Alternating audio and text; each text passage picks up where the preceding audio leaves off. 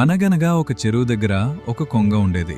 దానికి వయసు పైబడటంతో చేపలను వేటాడి పట్టుకునే శక్తి తగ్గిపోయింది.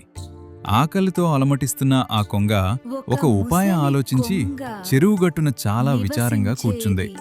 అది చూసిన ఒక ఎండ్రకాయని కొంగ దగ్గరకు వచ్చి, "ఏం మామా, ఎందుకంత విచారంగా ఉన్నావు? చేపల్నెందుకు పట్టుకోవటం లేదు?" అని అడిగింది. అప్పుడు కొంగ కన్నీళ్లు పెట్టుకుంటూ, "ఏం చెప్పమంటావు నాయనా, వచ్చే ఏడాది భారీ కరువు వస్తుందని, ఈ చెరువు ఎండిపోతుందని జ్యోతిష్కులు చెప్పారు.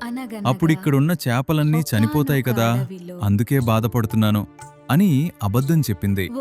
ఈ మాట విన్న చేపలు ఎండ్రకాయలు భయపడిపోయి, "మమ్మల్ని ఎలాగైనా కాపాడు" అని కొంగను వేడుకున్నాయి.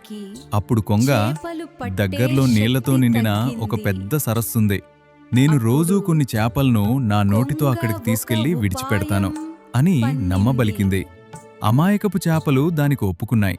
కొంగ రోజూ కొన్ని చేపలను తీసుకెళ్లి సరస్సుకి బదులుగా ఒక పెద్ద బండరాయి మీద వేసి చంపి తినేసేది. ఒకరోజు ఎండ్రకాయ కూడా, "నన్ను కూడా ఆ సరస్సుకు తీసుకెళ్ళు మామా" అని అడిగింది. కొంగ సరేనని ఎండ్రకాయను వీపుపై ఎక్కించుకుని బయలుదేరింది. కొంత దూరం వెళ్ళాక కింద బండరాయి, పైన కుప్పలుగా ఉన్న చేపల ఎముకలను ఎండ్రకాయ చూసింది.